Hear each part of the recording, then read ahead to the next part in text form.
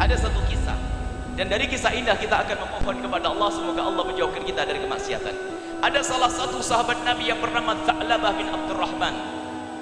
Tha'labah bin Abdurrahman adalah anak kecil, umur 15-16 tahun. Akan tapi kecintaannya kepada Rasulullah tidak hanya di lidah, kecintaannya di dalam hatinya, sehingga ia memilih tidur di masjidnya Nabi Muhammad di satu tempat yang menjurus kepada pintunya Rasulullah. Alasannya, di saat Nabi Muhammad keluar pintu, dia ingin menjadi orang pertama melihat Rasulullah Sallallahu Alaihi Wasallam.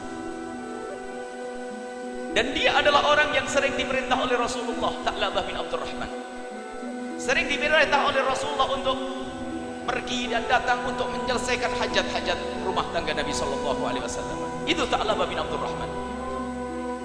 Dan dia kalau diperintah Nabi begitu cepat, jalannya itu cepat. Ada orang yang punya cara berjalan itu cepat. Itulah Tha'labah bin Abdurrahman. Kalau ditanya kenapa Tha'labah kalau kamu jalan kayak orang buru-buru, jawabnya apa? Di saat aku disuruh Rasulullah, aku ingin segera menyelesaikan tugas itu, lalu aku bisa kembali dan bisa melihat wajah Nabi Muhammad Sallallahu Alaihi Wasallam.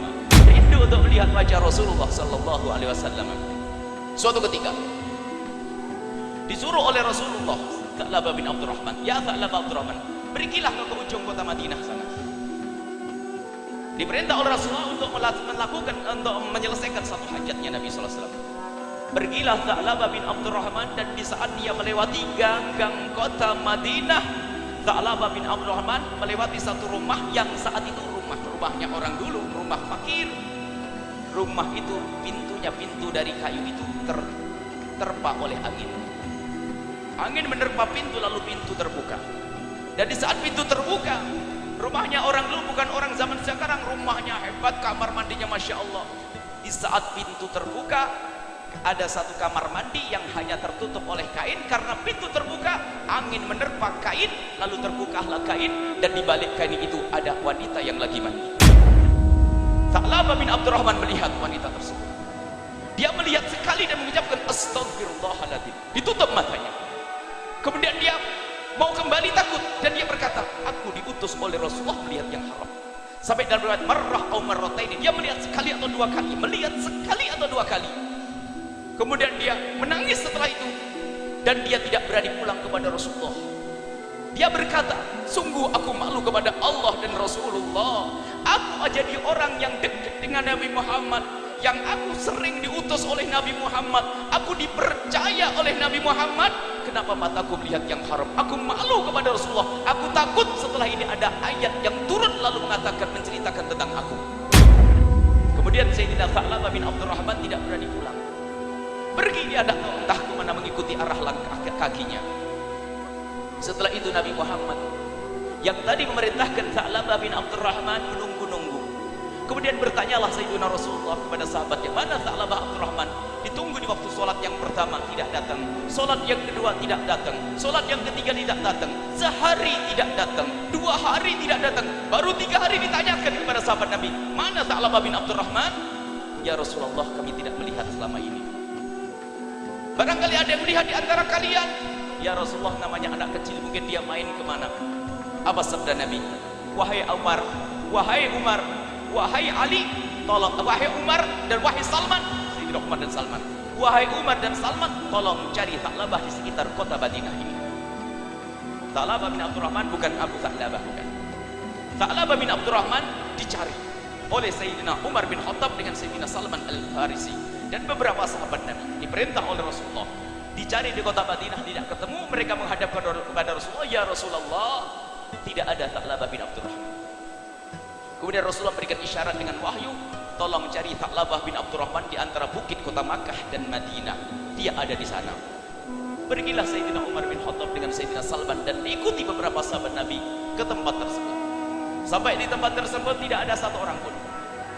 Hanya ada gerumbulan yang bergerak, sesuatu yang bergerak, merayap begitu, dan disaksikan oleh Sayyidina Umar. Semakin dekat, baru tahu kalau itu adalah rombongan kambing. Kambing yang digembalakan oleh seseorang, barangkali dia adalah Tha'labah bin Abdurrahman. Didekatilah sang penggembala kambing, ternyata bukan Tha'labah bin Abdurrahman.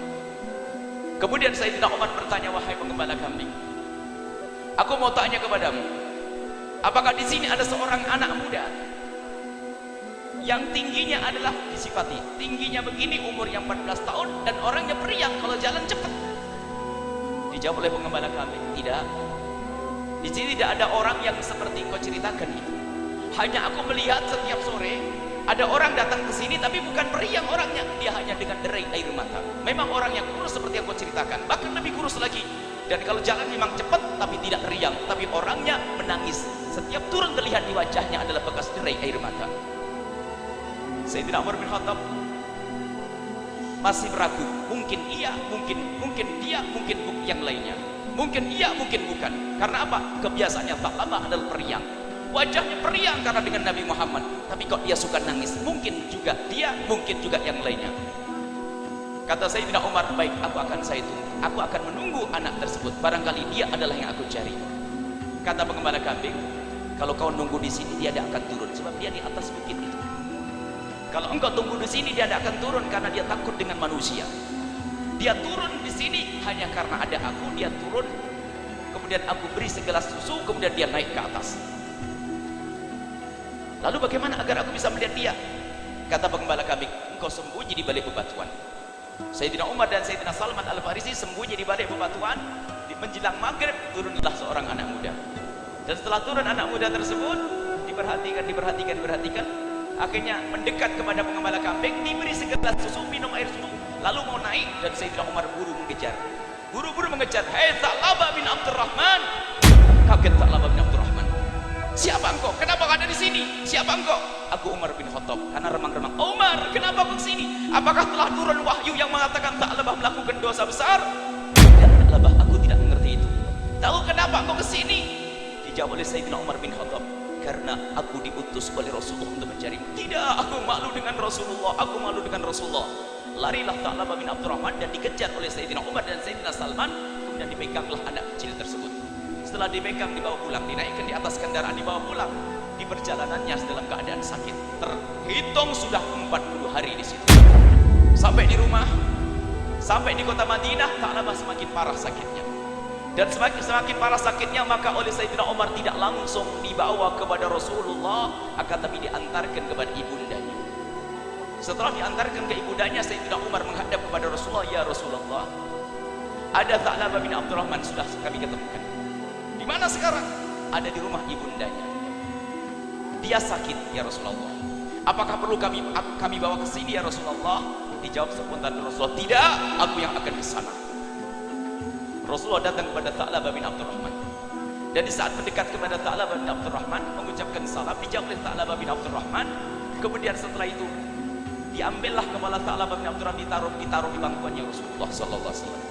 Dan di saat kepala Tha'labah di pangkuan Nabi Muhammad, tolong dengar ini, lihat, dengar Tha'labah bin Abdurrahman.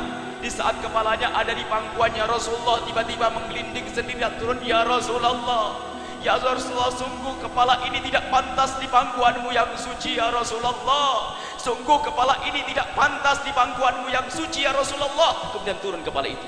Kenapa ya Tha'labah? Dinaikkan lagi, turun lagi, dinaik lagi, turun lagi. Ya Tha'labah, ada apa dengan engkau ya Tha'labah? Kemudian Tha'labah bercerita, ya Rasulullah, sungguh aku malu dengan Allah dan denganmu ya Rasulullah. Aku tidak pantas mengaku dekat denganmu ya Rasulullah. Dan tidak pantas kepala ini ada di pangkuanku karena mata ini telah melihat yang haram ya Rasulullah. Engkau melihat apa? Diceritakanlah perjalanan yang waktu di pojok kota Madinah, melihat wanita di kamar mandi hanya sekali dua kali, dan itu pun karena kelambu tersingkap. Kemudian Nabi Muhammad bertanya, apa yang kau inginkan Tha'labah? Aku ingin Allah mengampuniku. Setelah itu, aku ingin kau ridho kepadaku ya Rasulullah.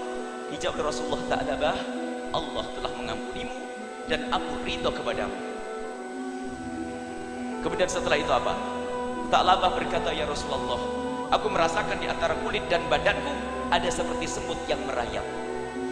Kemudian Sayyidina Rasulullah berkata, wahai Tha'labah, itu artinya ajalmu sudah dekat. Sebentar lagi kau akan mati, maka ucapkanlah kalimat syahadat. Setelah itu dituntun oleh Rasulullah mengucapkan asyhadu an la ilaha illallah wa asyhadu anna Muhammadar Rasulullah. Ditalkan Rasulullah, dan seketika itu Tha'labah bin Abdurrahman wafat. Kemudian dimandikan oleh Rasulullah, dikafani oleh Rasulullah, disolati oleh Rasulullah, dan dihantarkan ke kubur oleh Rasulullah. Bahkan kejadian unik. Sayyidina Abu Bakar, Sayyidina Utsman ada di kiri kanan Nabi Muhammad. Waktu mengiring jenazahnya Tha'labah bin Abdurrahman, Sayyidina Abu Bakar berkata, "Ya Rasulullah, kenapa engkau berjalan seperti itu? Berjalan dengan cincin, berjalan dengan ujung jemari kakinya. Kenapa engkau jalan seperti itu ya Rasulullah? Seperti padat padahal tempat luas ya Rasulullah." Rasulullah menjawab, "Demi Allah, aku telah melihat malaikat turut mengiring jenazahnya Tha'labah bin Abdurrahman sampai aku tidak punya tempat untuk berjalan untuk mengiringi jenazahnya Tha'labah bin Abdurrahman." Lihat, apa yang bisa kita ambil dari sini? Yang pertama adalah orang mengaku cinta Nabi Muhammad sangat takut jika melanggar Rasulullah. Sekarang lihat di rumah kita ada apa, wahai orang yang mengaku cinta Nabi Muhammad. Dan di saat kita sendiri, alhamdulillah, ini adalah tanda kecintaan kepada Nabi Muhammad benar. Akan tapi ayo di saat sendiri kita, di saat sendiri bagaimana kita dengan pandangan kita?